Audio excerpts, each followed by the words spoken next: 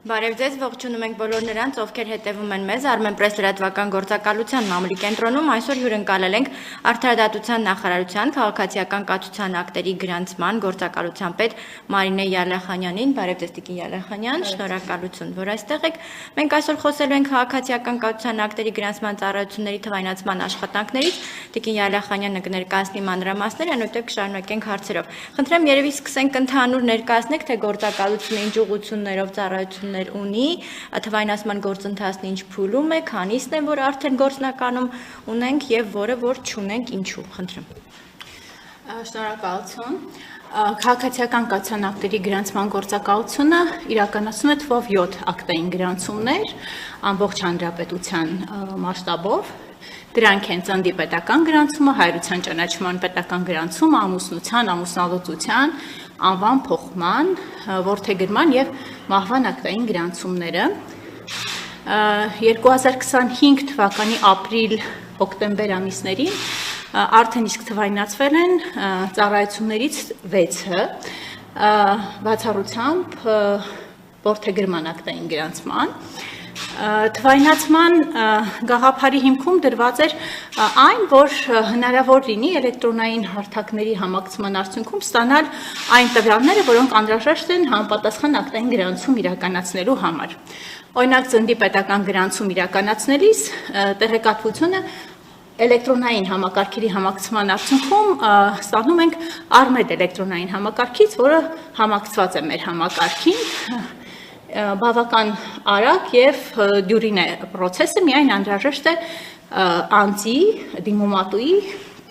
էլեկտրոնային ստորագրության առկայությունը, խիստ նույնականացումը դրված է այն պատճառաբանությամբ, որ կարևորագույն իրադարձություն ենք գրանցում եւ քանի որ էլեկտրոնային հարթակով գրանցում իրականացնելիս քաղաքացուն դիմումատուին չենք տեսնում, դրա համար խիստ նույնականացում ենք անցնում, այսինքն էլեկտրոնային ստորագրության առկայությունը եւ Հայաստանի Հանրապետության հիվանդանոցներից մեկում ծնված լինելու հանգամանքը արդեն բավարար է էլեկտրոնային ծնունդ գրանցելու համար։ Նշեցիք, որ ծառայություններից մեկը որդեգրումը հնարավոր չէ, դա ինչ պատճառը որն է, այսինքն ավելի շատ էսպես տեղեկատվություն է պահանջում, այնտեղ կարևոր շեշտադրումներ կան, թե ոչ։ Որդեգրման ակտային գրանցման իրականացումը իրենից մի փոքր բարդություն է ներկայացնում, հենց տեխնիկական առումով նաև, քանի որ որդեգրումը, ինչպես գիտենք, իրականացվում է համապատասխան դատարանի կողմից կայացրած օրինական ուժի մեջ մտած վճռի առկայության պարագայում ծննդյան ակտային գրանցման մեջ կատարվում են համապատասխան փոփոխություններ, հիմք ընդունելով որդեգրման դատարանի օրինական ուժի մեջ մտած վճիռը, այսինքն երեխայի անունը, ազգանունը, հայրանունը, ծնողների վերաբերյալ տեղեկությունները, նույնիսկ ծննդյան ժամանակը կարող է փոխվել։ Դրա համար էլեկտրոնային հարթակների միջոցով այդ տեղեկատվությունը հասանելի չէ, հետևաբար իր հենց սպეციფიკան եւ գաղտնիությունը հաշվի առնելով իրականացվում է ոչ էլեկտրոնային եղանակով այս պահին։ Շատ լավ, այս պահի դրությամբ 6 ուղղություններով ունենք բացառապես թվայնացված գործընթաց եւ գործնականում դրանք կիրառելի են, այո։ Բացառապես թվայնացված գործընթաց ասելը մի փոքր կարող է թյուրըմբռնման տեղի տա, քանի որ մենք չենք բացառել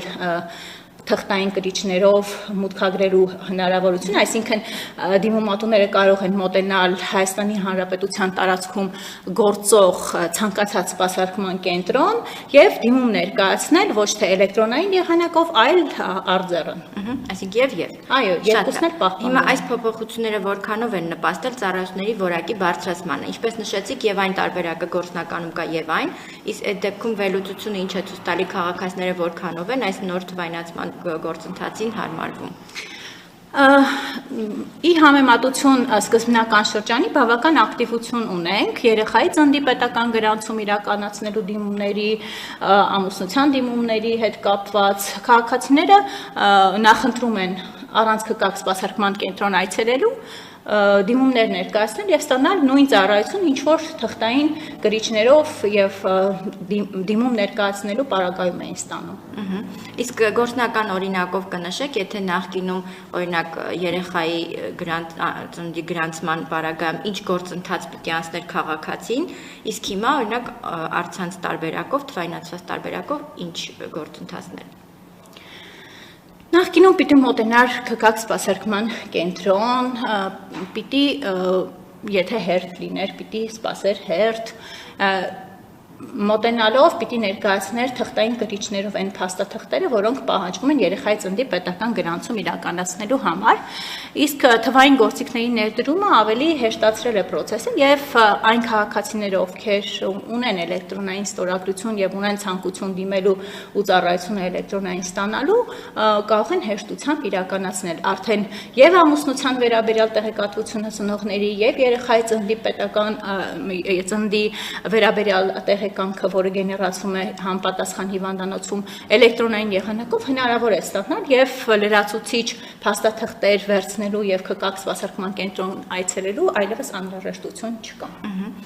Ինձ կխնդրեմ նաեւ օրինակ նշեք, չգիտեմ, ամուսնության գրանցման պարագայում կրկին նույն process-ներ էլի թղթային ինչ որ տրցակով պետք է մոտենային, նախկինում ինչպես է։ Եթե Հայաստանի Հանրապետության քաղաքացիներ են եւ առաջին անգամ էին ամուսնանում, միայն անձահաստատող փաստաթղթի առկայությունը արդեն բավարար է, հիմա էլ է նույն ընթացակարգով իրականացվում, որպեսզի գրանցվի ամուսնությունը, սակայն էլեկտրոնային եղանակով դիմում ներկայացնելիս այլևս անհրաժեշտություն չկա, խիստ նույնականացում անցնել, այսինքն էլեկտրոնային ստորագրություն ունենալը արդեն իսկ հավաստում է, որ անձը ունի Հայաստանի Հանրապետության քաղաքացիություն, ունի Հայաստանի Հանրապետության քաղաքացու անձնակիր եւ էլեկտրոնային համակարգերի ստուգման արդյունքում չի հայտնաբերվում ամուսնություն, հնարավորություն ենք ունենում գրանցելու ամուսնություն։ Եթե օրինակ հայտնաբերում ենք ամուսնություն, դիմումը մերժվում է համապատասխան ընթացակարգով եւ քաղաքացուն տեղեկացվում է, որ օրինակ հայտնաբերվել է իր վերաբերյալ ամուսնություն, իսկ ինչպես գիտենք Հայաստանի Հանրապետությունում չի թույլատրվում 2 կամ ավել ամուսնության գրանցումը, հետեւաբար քաղաքացին արդեն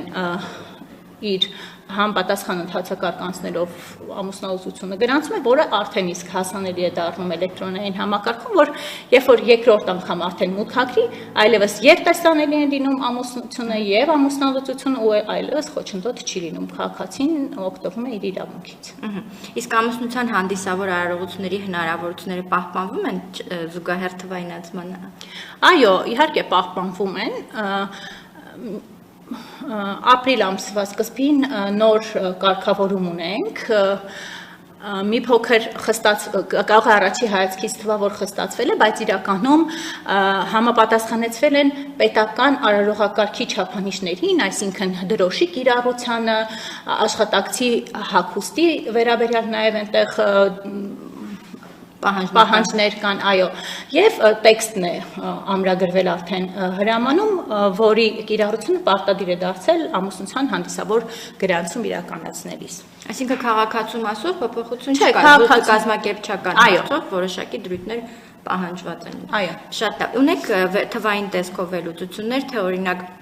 ամենաշատը որ ծառայություններից են օգտվում թվայնացված տարբերակով ձեզ մոտ եւ արդեն մեկնարկից մինչեւ հիմա այդ դինամիկան դուք նշեցիք, որ կա հա սկզբնական շրջանում ավելի քիչ էր, հիմա ավելի շատ է։ Ինչպիսին է աճը։ Թվային ցուցիչներ այս պահին ձեռքից տակ առկա չէ, բայց արդեն նշեցի, որ երեխայի ծննդի պետական գրանցման են համար շատ դիմումներ ներկայացնում, ունենք հայրության դիմումների ներկայացումներ, արդեն հայրության ճանաչման դիմումներ, ամուսնությունն է բավական ակտիվ եւ էլեկտրոնային հարթակով նաեւ հնարավորություն է ստեղծված, որ կարողանան նաեւ հանդիսավոր արարողությունը ամրագրել էլեկտրոնային եղանակով, ունենում ենք դիմումներ։ Մոտավոր կարող եք ասել, օրինակ, չգիտեմ, մեկնարկի ժամանակ ամսական 10 հայտեր լինում, հիմա արդեն օրինակ 30-40, ինչպիսին է էլի դինամիկան, որ պատկերացնենք։ Այո, մեկնարկի ժամանակ դե իրազեկման պակասել երևի կար, հետո իրազեկումը անելուց հետո բավական ակտիվացավ, օրինակ հենց այդ նույն 10 ու 30-40 համամասնությամբ կարող ենք ասել, որ այո, աճել է, չեմ կարող ասել, որ այն ծավալով է աճել, որ արդեն կարող ենք համարել, որ բոլորը էլեկտրոնային են դիմում եւ բացառենք ԿԿԱԿ սպասարկման կենտրոններում ծառայությունների մատուցումը, բայց կարծում եմ ժամանակին համընթաց եւ իրազեկման արշավ իրականացնելու արդյունքում համամասնությունը կարող է փոխվել եւ քաղաքացիների կողմից ցանկության ավելի շատ այդ թվային ծառայություններից օգտվելու համատեքստում կարող է նաեւ փոխվել։ Մենք ավելի շատ խոսեցինք թե ծառայությունները ինչ են տալիս քաղաքացուն, հիմա եկեք մյուս տեսանկյունից նայենք, թե այս թվայնացման process-ը որքանով է կարևոր նաեւ ձեր գերատեսչության համար, ձեր աշխատանքն ավելի արդյունավետ ու արագ կազմակերպելու, ինչպես նաեւ հնարավոր հերթերը կառավարելու տեսանկյունից խնդրեմ։ Նախ սկսեմ հերթերը կառավարելու տեսանկյունից, իհարկե բավական արդյունավետ է, քանի որ այլևս քաղաքացիները այլ ծառայությունները, որոնք պիտի ստանան հենց ԿԿԱԿ սպասարկման կենտրոնում, չեն դիմելու ԿԿԱԿ կենտրոններ, այլ էլեկտրոնային եղանակով են ներկայացնելու։ Օրինակ, բավական թվաքանակի աճ ունենք կրկնօրինակ վկայականների ստացման դիմումատուների տեսանկյունից, որը հնարավորություն է տալիս նաև քաղաքացիներին դիմել նաև գտնվելով օտարերկրապետությունում, այսինքն եթե քաղաքացին գտնվում է օտարերկրապետությունում, այլևս անհրաժեշտություն չունի որևէ մեկին լիազորել կամ ինքը հենց անձամբ ներկայանալ ԿԿԱԿ սպասարկման կենտրոն, այլևս էլեկտրոնային հարթակը հասանելիություն տալիս է եւ թույլատրում է նաեւ արտերկրում գտնվելու պարագայում դիմումներ ներկայացնել եւ ստանալ ծառայությունները, նաեւ ունենք ապոստիլով ավերացված ստանալու հնարավորություն, այսինքն եթե անձը գտնվում է այնպիսի երկրում, որտեղ ապոստիլի պահանջ պարտադիր կա, այլևս որևէ մեկին լիազորելու կարիք չկա, կարող է նաեւ այդ տարբերակով եւ թվային իր վկայականը ստանալ, որը արդեն կվավերացվի ցանկության պարագայում ապոստիլով։ Իսկ թղթային շրջանառությունն է կրճատվում, ավելի արագ եք սկսում արձագանքել։ Այո, թղթային շրջանառությունը բավական կրճատվում է այս պարագայում, մի փոքր խնդրահարույց են այն դեպքերը, որոնք որ օրինակ 2014 թվականից առաջ են կատարված գրանցումները եւ արխիվային ֆոնդում են պահպանվում թղթային կրիչները, այս պարագայում ընդհանրապես անհրաժեշտություն առաջանում թվայնացնելու այդ ակտային գրանցումը, որը արդեն էլեկտրոնային հասանելի է դառնում եւ եթե արդեն իսկ թվայնացված է համապատասխան վկայականը, որը նախկինում է կատարվել, process-ը բավական դյուրին է եւ անմիջապես արձագանքը լինում է աշխատակիցների կողմից անմիջապես ուղարկվում է համապատասխան էլեկտրոնային հասցեին, որը որ մատնանշված է հենց դիմումով։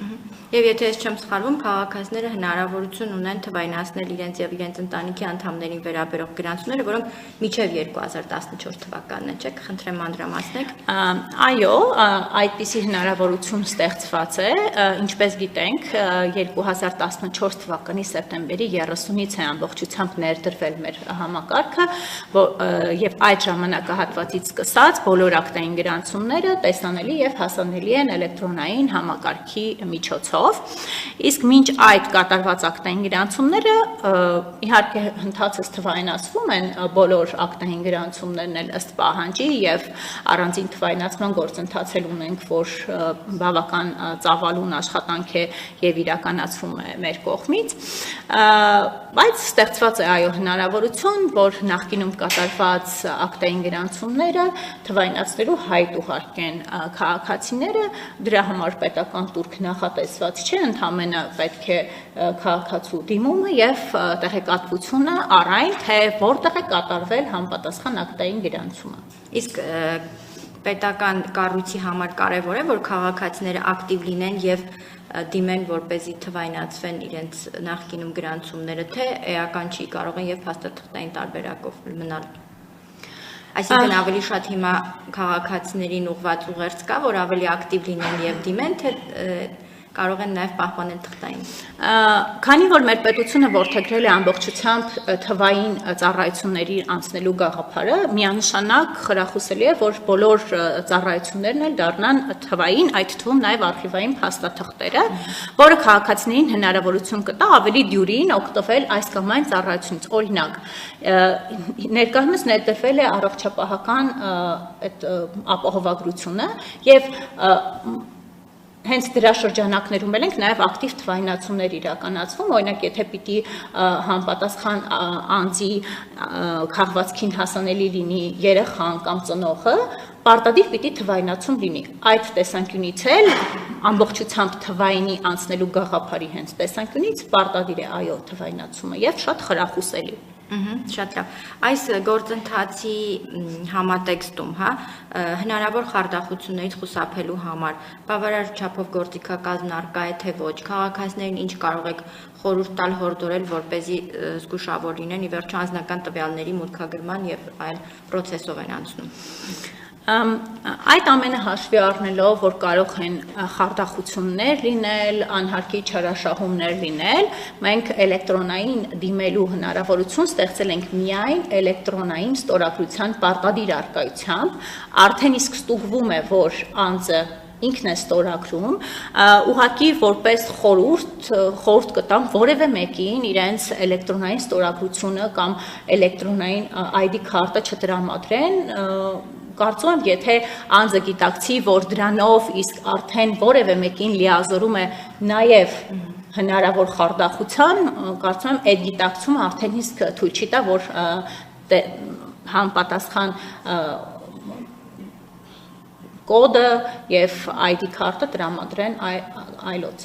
Շատ լավ։ Տիկին Յալախանյան, մենք խոսեցինք, որ հանդիսավոր ամուսնության այս արարողությունները շարունակելու են պահպանվել։ Ինձ հետաքրքիր է բուն գրասենյակների տարածքներում, ինչ որ փոփոխություններ, չգիտեմ, բարեկարգման process ավելի շատ իրականացվել է, որ համահունչ լինի օրվա խորհրդին կամ չգիտեմ, մի փոքր ավելի։ Այս պահին հստակ չեմ կարող ասել, բայց ապրիլի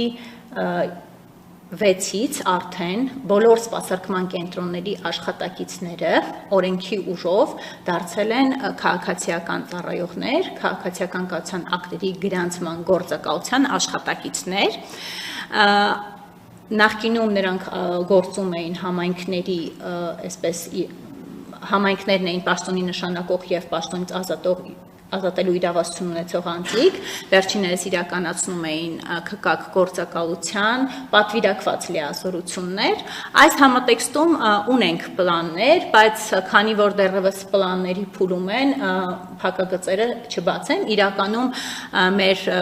տեսադաշտում է այդ խնդիրը եւ մենք էլ գիտակցումով, որ կարեւոր է նաեւ պետության